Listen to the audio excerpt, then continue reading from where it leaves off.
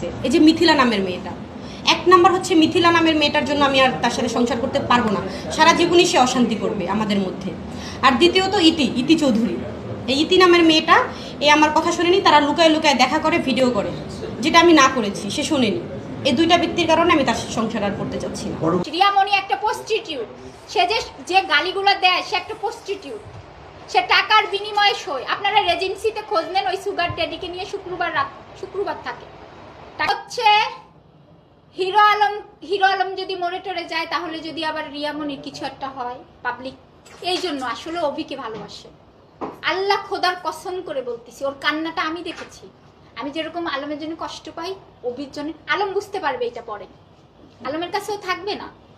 ও হচ্ছে সব শেষ করে অন্যভাবে ডাইভার্ট করেছে ও ও আর অভির সাথে সম্পর্ক, আর ওদের হচ্ছে টাকার নেশা।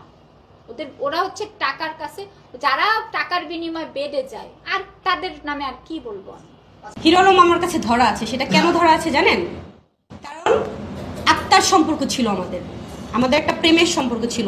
আমার ফ্যামিলির বিরুদ্ধে গিয়ে আমি তাকে বিয়ে করেছিলাম, আমার ফ্যামিলির কেউ মেনে নেয়নি এটা। আমার বংশের মধ্যে মিডিয়াতে খুব কমই লোক আছে, তারা সবাই চাকরিজীবী, চাকরি করে, ঠিক আছে? তো আমার ফ্যামিলি থেকে কেউ মেনে নেয়নি মিডিয়ার মধ্যে আমি হিরো আলমের সাথে জড়াই। আমি সবার বিরুদ্ধে গিয়ে তাকে বিয়ে করেছি, এটাও তাকে বুঝাইছি, দেখো আলম, আমি কিন্তু সবার বিরুদ্ধে গিয়ে তোমাকে বিয়ে করছি, আমি চাই না তোমাকে ছাড়তে, সংসারটা আমি করতে চাই। আমি তার 3 নাম্বার ওয়াইফ ছিলাম, এটাও বুঝাইছি, কিন্তু সে 4 নাম্বার বিয়ে করে ফেলছে।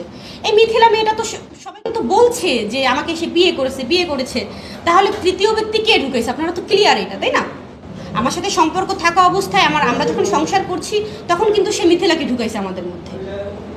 আমাদের তো তখনও তালাক হয়নি, কিন্তু আলম বলেছিল আমাকে তালাক দিবে, কিন্তু তালাক দেয়নি। যেহেতু সে আমার হাজবেন্ড ছিল, সে অসুস্থ, আমার জন্য সে সুইসাইড অ্যাটেম্প করেছে, আমি ছুটে যাবো, এটা স্বাভাবিক। সে আমার জন্যই সুইসাইড করেছে, তো আমি ছুটে যাবো, এটাই স্বাভাবিক।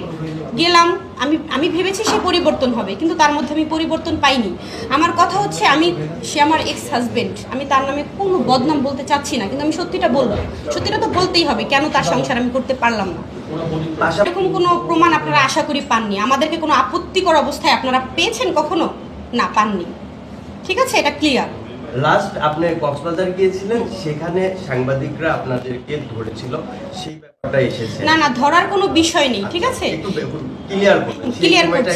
ক্লিয়ার করছি। সেখানে একটা কাজের বিষয় আমি গিয়েছি, রিয়াজও কাজের বিষয় গিয়েছে।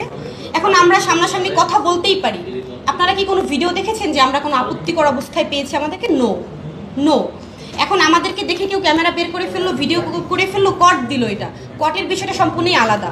আপনারা দেখবেন কট বিষয় হচ্ছে আমাদেরকে একটা বন্ধ রুমে পেলো আপত্তিকর অবস্থায়, এইটা কট হবে। আমাদেরকে কিন্তু কখনোই কট দিতে পারে না সে, তারপরও কট বলছে, এটা তারই সম্মান সে নষ্ট করছে। আমি মনে করি হিরো আলমের সম্মান সে নষ্ট করেছে। মাথায় জ্ঞান রেখে কাজ করতে হয়, ঠিক আছে? হ্যাঁ, আমার ভাই ছিল। তখন 8টা বাজে আনুমানিক। অবশ্যই পরিস্থিতি এখন দেখা যায় যে যদি কোনো বাজে ছেলে পেলে আসে এখানে, বা এমনিতে আমার সেফটির জন্য, আমি ওখানে সবাই জেনে গেছে আমি এখানে রিয়ামণি আছি, সেক্ষেত্রে আমার হোটেল তো ছাড়তেই হবে, তাই না? না, বিষয়টা এমন কেন? এখন যদি হিরো আলম যদি চিল্লায় সবাইকে জানায় দেয় রিয়ামণি ওইখানে আছে, ওইখানে যান, সেক্ষেত্রে তো আমার সেফটিতে যেতে হবে। হিরো আলম কিন্তু আরো হুমকি ধামকি দিচ্ছে, ঠিক আছে, অনেক ধরনের হুমকি ধামকি দিচ্ছে।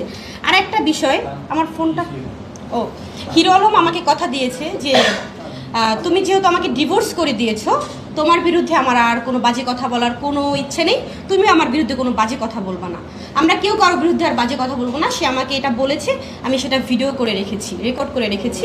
আশা করি সে ভবিষ্যতে আমাকে নিয়ে আর কোনো বাজে কথা বলবে না। হিরো আলম তো এখনো আপনাকে নিতে চায় না, আর সম্ভব না, এটা আর সম্ভব না। সে আমার সম্মানের দিকে তাকায়নি, আমার সম্মান সে এত নষ্ট করেছে যে আমার ফ্যামিলির কাছে আমি কালার হয়ে গিয়েছি, দেশবাসীর কাছে আমি কালার হয়ে গিয়েছি। হিরো আলম তার নিজের সম্মানও নষ্ট করেছে, আমার সম্মানও নষ্ট করেছে, আর কিছু করার নেই এখানে। হিরো আলম কি আপনার কাছে কোনোভাবে ধরা আছে?